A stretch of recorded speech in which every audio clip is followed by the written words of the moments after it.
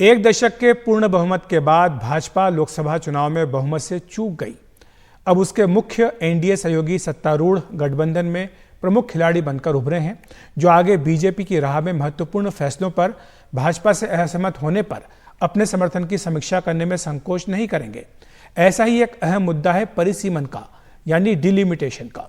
48 लोकसभा सीटों वाले राज्य महाराष्ट्र में परिसीमन की क्या अहमियत है और इस पर सहयोगी दल क्या सोचते हैं, इस पर यह रिपोर्ट। महायुति महाराष्ट्र में एनडीए गठबंधन का छोटा स्वरूप।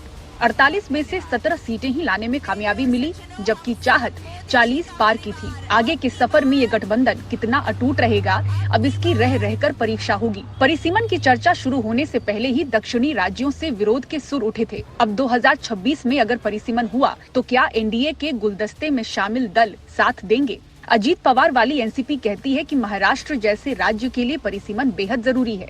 आज लोकसभा क्षेत्र में लगभग 20 से 22 लाख वोटर जो है वो वोट करते हैं, तो एक जो एमपी है उसको वो न्याय नहीं दे पाता है, वो जस्टिस नहीं दे पाता है। इसलिए ये ज़रूरी है कि इसकी पुनर्रचना होनी चाहिए। ये पुनर्रचना जब तक ये कॉन्स्टिट्यूंसी की हर एक कॉन्स्टिट्यूंसी जो है अभी 6 विधानसभा क्षेत्र का एक लोकसभा क्षेत्र बनता है, जो कि बहुत ही बड़ा है। ये पॉपुलेशन और भौगोलिक क्षेत्र ये दोनों का तालमेल होना चाहिए, और इसीलिए परिसीमन आयोग जो है ये इन सब चीज़ों पे विचार विमर्श करेगा और पूरे देश में घूमकर ठीक से जायजा करके जहाँ पे रिजर्वेशन वाली पॉपुलेशन जहाँ पे है, मतलब एससी और एसटी, शेड्यूल कास्ट और शेड्यूल ट्राइब, हमारी घटना के हिसाब से विधानसभा और लोकसभा में फिलहाल तो एससी और एसटी के लिए ही रिजर्वेशन है, तो उनके पॉपुलेशन के हिसाब से उनको जस्टिस देने के लिए वो कॉन्स्टिट्यूंसी हमें रिजर्व करनी पड़ती है, तो उसका एक रोटेशन होता है। अभी उसका 2026 में परिसीमन का जो हमारा लास्ट जो बना हुआ कानून है उसकी समय सीमा ख़त्म हो रही है, तो 2026 से पहले किसी भी हालत में ये परिसीमन आयोग गठित करके उसका रिजल्ट आके उस तरह से नई 2029 की जो विधानसभा और लोकसभा के इलेक्शन हो गए या 26 के बाद के जो भी इलेक्शन है वो नए तरीके से या नए आयोग के वो जो विधानसभा क्षेत्र या लोकसभा क्षेत्र बनेंगे उस हिसाब से होने चाहिए। इसके लिए तुरंत परिसीमन आयोग जो है वो गठित होना जरूरी है। शिंदे की शिवसेना भी फिलहाल सुर से सुर मिला रही है।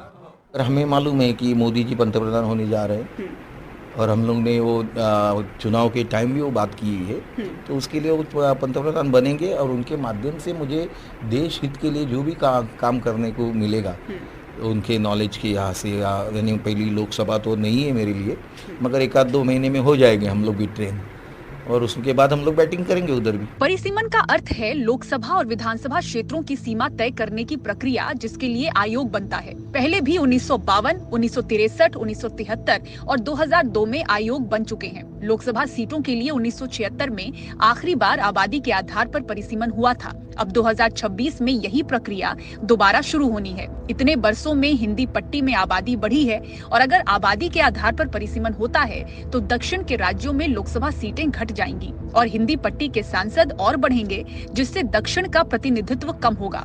संविधान का अनुच्छेद 81 कहता है कि लोकसभा सांसदों की संख्या 550 से ज्यादा नहीं होगी। हालांकि संविधान ये भी कहता है कि हर 10 लाख की आबादी पर एक सांसद होना चाहिए। राजनीतिक नजरिए से देखें तो सवाल उठते हैं कि क्या परिसीमन से सत्तारूढ़ दलों को फायदा होगा? पिछला परिसीमन जब हुआ था तो महाराष्ट्र में कांग्रेस का रोल था, और मैं पत्रकार था और मैंने देखा है कि कई नेताओं ने बैठ करके अपनी कॉन्स्टिट्यूंसीज का परिसीमन अपने हाथों से किया है। मतलब अफसर मदद कर रहे थे। उसमें एक रूल होता है कि ऊपर से नॉर्थ से साउथ जाएंगे, ऐसे नियम है उसके। कुछ नियमों को कई बार जोग्राफिकल बाउंड्रीज के हिसाब से बदला जाता है, लेकिन किसी भी बाउंड्रीज को करने के लिए किया जाता है। जैसे कोई शेड्यूल कास्ट या शेड्यूल ट्राइब के लिए कोई सीट आरक्षित है, तो बीच में से एक पॉकेट काट लिया अपना, अब उस पार से एक पॉकेट वहाँ निकाला, एक उधर निकाला और उस कॉन्स्टिट्यूंसी को ही सरका दिया। ये भी सब संभव होता है परिसीमन में। तो पिछला परिसीमन, इस समय बीजेपी का रूल है यहाँ पर, तो ऑब्वियसली जो अधिकारी चुना जाता है वो चीफ सेक्रेटरी चुनता है, और वो चीफ सेक्रेटरी मर्जी का होता है, तो वो चुनाव के जिस अधिकारी को चुनता है वो ऑब्वियसली बात उन्हीं की सुनता है। तो फिर अगर फिर होगा, वो नेता लोग फिर सत्तारूढ़ दल के नेता फिर बैठ के अपनी अपनी कॉन्स्टिट्यूंसी चौक से अपने अपने बनाएंगे और वो उस पर अधिकारी की साइन होंगी और परिसीमन हो जाएगा। ये उम्मीद है, इसीलिए परिसीमन की शायद मांग की जा रही है। अभी इस समय सत्ता पक्ष के पक्ष में महाराष्ट्र के नतीजे नहीं रहे हैं, तो अभी इसलिए ये होना की संभावना दिखाई दे रही है।